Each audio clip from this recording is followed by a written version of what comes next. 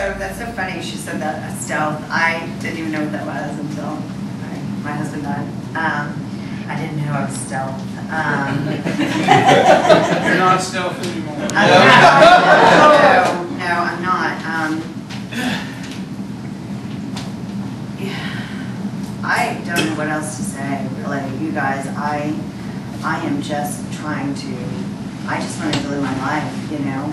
Thomas and I were very private, and I really treasured and valued that privacy that I had for the short amount of time I did. Because it doesn't exist now. I have no privacy. I had to learn to not Google myself. It's not cute. And unfortunately, there are still so many people that have such ugly attitudes. And I just don't get that.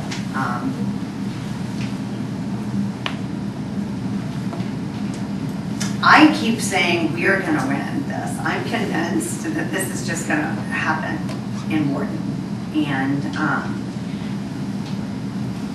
because I lived there, that was my home for 5 years. All those people, I owned a business there. I ran for mayor. All of those people know me, and I think that that is the only reason why I still continue to garner so much support out of Wharton.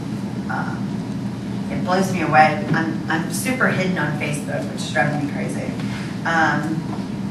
But occasionally, somebody, and I have a huge Hispanic following of women. Hispanic women love me for some reason. So they seem to be the only ones that ever want to friend me. And they're all from Wharton. Over and over and over again, I continue to allow people from Wharton. And it just continues to blow me away. People I didn't meet, that I had no idea who I have no idea who they are. But it is certainly Houston, where I grew up.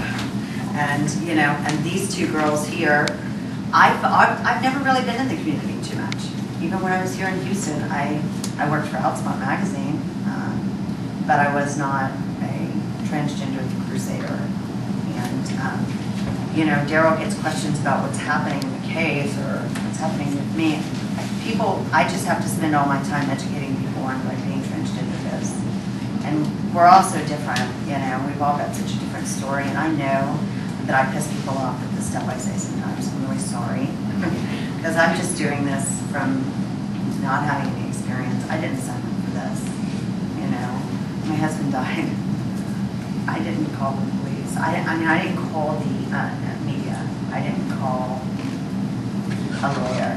I didn't call a lawyer. I didn't file this lawsuit. I didn't want to have to move out of the state to feel okay again. And I do. I feel okay again. But I want to change the laws here. Because when I come back, I don't want it to be the same crap. And I don't want any of you or any of your friends or family to ever have to go through what I'm going through.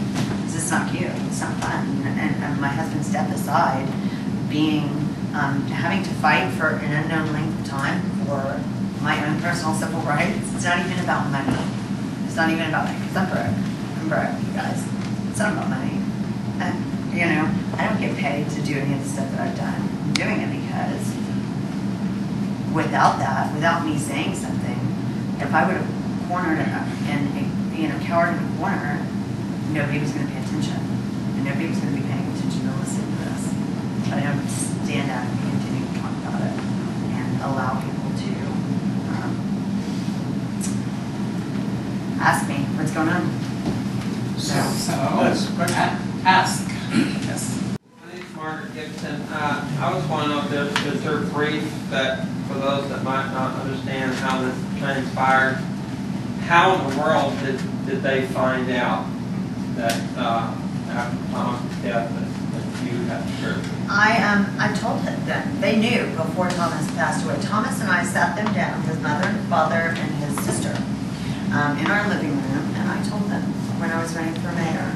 So they were very well aware, and they were very accepting of it to my face, very friendly, and we went on with no problems.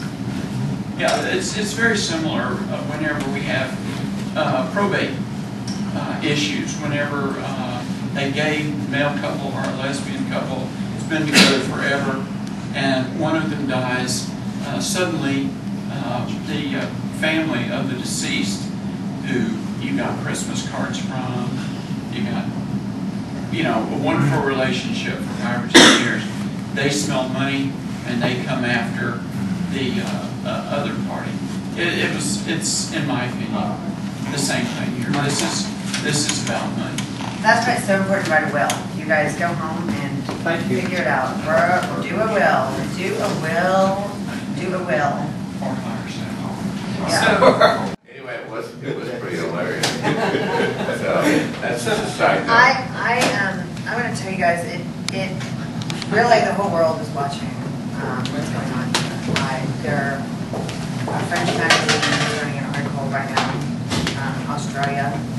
It's really crazy. And I was on the phone this morning to a friend of mine, and I moved to California. I can't be here right now. It's just too hard. And it has nothing to do with the case. It's more about my husband passed away. I lost my husband, my children, my business, my family, my life, the town, my community, my friends. I was talking to my girlfriend. She's got a daughter who's a senior in high school, and they're discussing this in their world history class. And apparently, not everyone in the class likes me. So, or agrees with things that a lot like what Phyllis was saying, that, you know, I must have been some sort of man at some point, and which I can't, it's just absurd to me.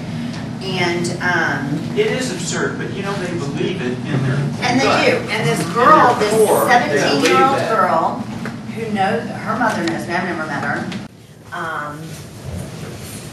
fought to change their minds, and several of them did by the end of the class. I do that every day. I try to, you know, when I run to people and talk to them, and then I just ask them basic questions, because they don't really know everything that's happening. Right. But if you ask them basic, you know, civil rights, human-based questions, they go, well, you know. I mean, I had a tow truck driver where I had a wreck, and not my fault. And